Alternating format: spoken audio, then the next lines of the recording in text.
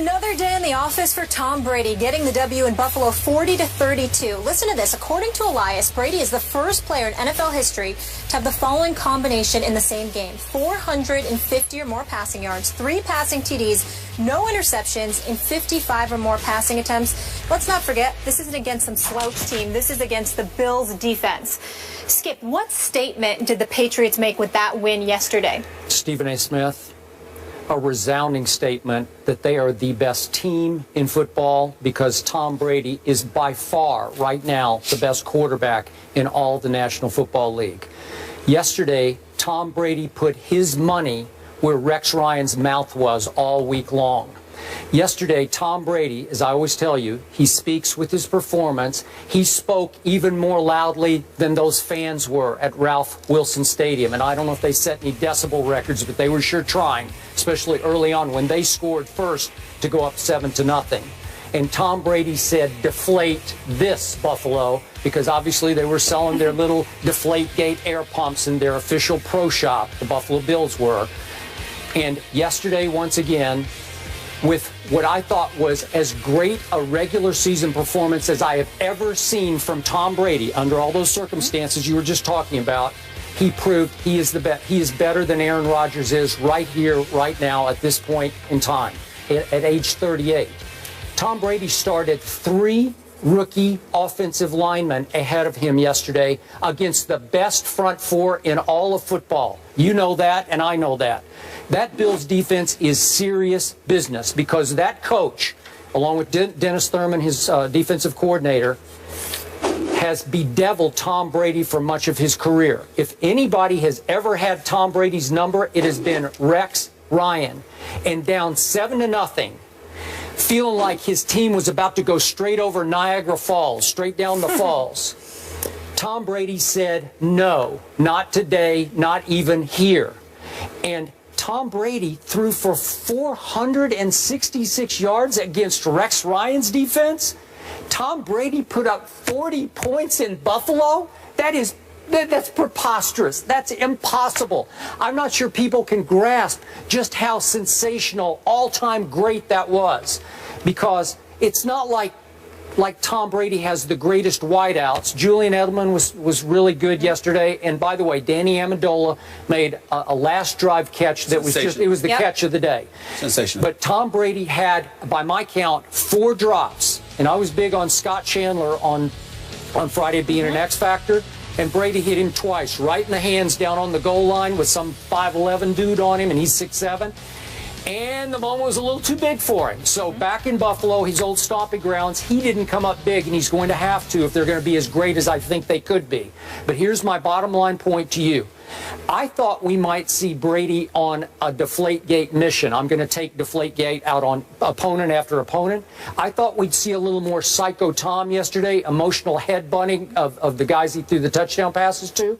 I didn't see that. I saw Surgical Tom. And that Tom's even scarier than Psycho Tom to me because he was just cold-blooded about shredding and just picking to pieces Rex Ryan's defense. That they got to feel just as low as the Eagles feel today. Like, what do we do? 466 and 40 points on our turf with that crowd as we had galvanized Western New York? Really? I think it just flew all to pieces, thanks to my guy, Tom Brady. Well, congratulations to you, because we all know that you love your moments to rave about Tom Brady. Oh, he didn't deserve it yesterday? Well, he deserved it, but you're not going to get me to say that he's better than Aaron Rodgers. I still don't feel that way. I'm just telling you right now, this is one person that does not feel that way in all seriousness. What will it take to convince you? I think that both of them are playing sensational football, to be quite honest with you, and I give Tom Brady a awful lot of credit. But I'm going to tell you somebody I'm going to give even more credit to. That's the 2 coaches. Bill Belichick because of his preparation, and Rex Ryan because of his lack of preparation. Those 2 deserved more credit than even Tom Brady's unquestionably great performance. What I would ask you to pay attention to is what transpired after the catch. Listen, Mario Williams, Marcel Darius, and Hughes, and all of these boys, they couldn't get to Tom Brady because Tom Brady was doing two-step drops and getting the ball out of his hands inside of 3 seconds. They didn't have any chance to get to Tom Brady. He wasn't dropping back to pass, taking all day, taking pictures or anything like that. Tom Brady had that ball out of his hands quicker than you could say Brady. It was just that was just the reality. That's sort of the object of the game? Well, again. No. What I'm saying to you is that usually when a sack takes place, it's because you're in the pocket, dropping back to pass, looking for your receivers, and as a result, the pass rush is getting to you. Tom Brady, a pass rush might as well not even exist because the ball is out of his hands quicker than you can pass gas. That's just the reality. Tom Jackson was talking about the rub routes the New England Patriots run and how that worked so effectively in week 1. Week 2, they were using that yesterday as well. Number 3, you look at Gronkowski. They tried everything on this boy. They put safeties on him. They put cornerbacks on him. They had a multitude of linebackers on him. Rob Gronkowski cannot be guarded. He can't be defended. He's too big. He's too gifted. He's too talented. His hands are too great. And he was getting open. Okay, so when I look at it from that perspective, that Amendola, first of all, let me say this to you. That first throw to Gronkowski, that was a sensational pass by Tom Brady. Please don't get me wrong. I mean, that was just right down the middle, right on the money. It was a great catch by Gronkowski, but you put it where Tom Brady put it the only place it could be put without it getting intercepted or being an incompletion. That was Tom Brady. So that was a great pass. That catch by Amendola, even though it was a great catch, that was still a great throw by Tom Brady. And there were several great throws, but primarily most of his passes were uncontested. Quick two-step drop, got it out of his hands, plays after the catch made that hasn't happened against this defense that much. Well, that's why I said Bill Belichick. Because what I'm saying to you is that at some point in time, we're going to have to give Bill Belichick his due. I know that Tom Brady is great. I would never deny that in all seriousness. But I'm going to tell you why I think that you need to give Bill Belichick more credit than he deserves, than you refuse to give him. When you look at Bill Belichick, it's the Charlie. I'm not casting any aspersions on anybody, but it's the Charlie Weisses, it's the Josh McDaniels, it's the Bill O'Briens. It's the defensive coordinator that's now in Houston. That was a former coach in Cleveland, Romeo Crennel. It's all of these guys. There are a bevy of individuals emanating from Bill Belichick's system that, because of their success in New England, warranted head coaching opportunities. What have any of them done since they've left Bill Belichick? This man's preparation is elite, Skip Bayless. Elite. Okay, Tom Brady is sensational. No question. We're just arguing 1 and 1A between him and Aaron Rodgers as far as I'm concerned. It's not like I'm saying that Tom Brady isn't great. I know how great he is. I'm simply saying to you that Bill Belichick deserves a lot of credit. And Rex Ryan, I think more so than ever before, even more than a 45-3 loss as a member of the New York Jets when he was the coach there. I don't think Rex Ryan was ever as humbled as he was yesterday. He talked. He had everybody out there fired up, and Tom Brady and Bill Belichick picked him apart like he stole something. I mean, it was unreal what they did to Rex Ryan. I didn't see that coming. I got to tell you, seriously, I'm insulted by the case you just made for Belichick over Brady in credit. I'm insulted, and I think Tom Brady would be insulted. I don't think he would. You did not mention the offensive coordinator, Josh McDaniels. He deserves some credit for what goes on, because the real offensive coordinator is Tom Brady at age 38. In fairness to me, the reason why I never mentioned Josh McDaniels is because I saw the job he did in Denver. And that guy running the offense with Brady as his quarterback ain't the same head coach that was running the Broncos. You understand? So I'm just of the mindset. I'm not saying the man can't coach. I'm not saying he doesn't deserve any credit. But I'm just saying they did win the Super Bowl last year with Josh. I don't think as highly of him as I do. Maybe he's a better coordinator than head coach. He's a product of Belichick. Okay, now let's talk about what the product of Belichick was yesterday. He mostly coaches the defensive side of the ball.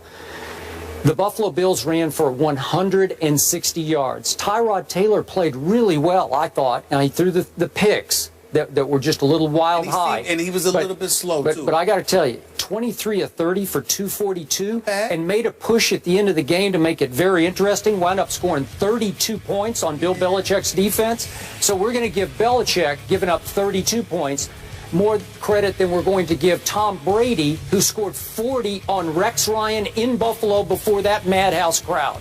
That's just wrong. It's just... I disagree with you, and I disagree with you because I think that as great as Tom Brady is, the system that they employ, I think that there are times when Tom Brady can literally throw it to somebody in the screen, and on a screenplay, and the guy runs 50 yards, and you'll say, look at what Tom Brady did. That's not what was happening all day yesterday. It was, of course not. It's never what's happening all day. But there are a lot of times within the confines of a game that Tom Brady is throwing uncontested passes like that. In no way am I trying to question his greatness. I know he's great.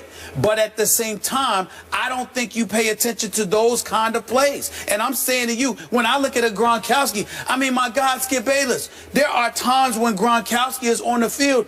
It doesn't matter if Jay Cutler's throwing him the football. He's on the fantasy team. But here's the point. He's Gronkowski. If he's uncoverable, even by 3 King Kongs, then why did Tom only target him 13 times yesterday and he threw 19 times to little Julian Edelman, a little 7th-round former quarterback? Listen. Anytime you've got a slot receiver like a Julian Edelman, who's a guy that gets somehow finds gaps within the middle of the field in short yard passing situations, you're going to hit those targets. Tom Brady deserves credit for that, but that's also a system thing. But I'm not trying to say that Tom Brady isn't great, and I think that's what you're missing. I know he's great.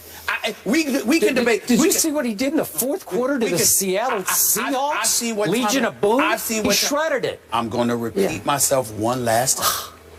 The only debate I'll ever have with you about Tom Brady is whether or not he's better than Aaron Rodgers, because I don't believe that. But I believe that Tom Brady is better than any other quarterback, and I believe that from a generational perspective, Tom Brady is greater than Aaron Rodgers. I just don't think he's better than Aaron Rodgers right now. But from a generational perspective, there's no question. All I'm saying to you is that for every 2 passes that Tom Brady throws that you just look at them and say, that's fantastic. There's about 10 of them where they're like practically dipping dunks. And I'm saying to you that guys are making plays after the catch in a system that facilitates Tom Brady's greatness to some degree. That's all I'm saying. How many times against Rex have you seen Brady go, and get sacked? He was just on an all-time great roll. I actually have, to that point, a stat that I wanted to share with you guys. The Bills' defense, when they send 4 fewer rushers over the last 2 seasons, against Brady, 5 TDs, no interceptions. Against the rest of the NFL, 9 TDs, 19 interceptions. But I'm just talking about coverage that they play. Usually they have baffled Tom Brady. Not one time did he seem to hesitate yesterday. Not once. But Skip, the man has basically dominated Rex Ryan. Not really. I mean, his stats are way worse against Rex's defense. But he's won 10 of the 14 games he's played against Rex. But it's always a struggle. That wasn't a struggle. He kind of knows them. It's not always. It wasn't a struggle when they beat him 45-3. Well, that was the butt fumble game. That was Sanchez's fault. All I'm saying, well, butt fumble was one play, not 45-3. All I'm saying to you is that the man kind of knows Rex Ryan. Rex Ryan did a bad job yesterday. Tom Brady picked him apart. You're absolutely right. But at the same time, I'm just looking at it. I'm saying, wait a minute. You're doing 2-step drops, getting the ball out of your hands. You know, Buffalo just got exposed. Hey, Aaron Rodgers could not have done that yesterday on that turf. If Aaron Rodgers was playing for Bill Belichick in that system, he could. Oh, please. That debate is for another time. Let's move on to the team that they faced in the Super Bowl. The Seahawks will try to do something that has only been done once in the last 25 years. We'll tell you what that is after the break.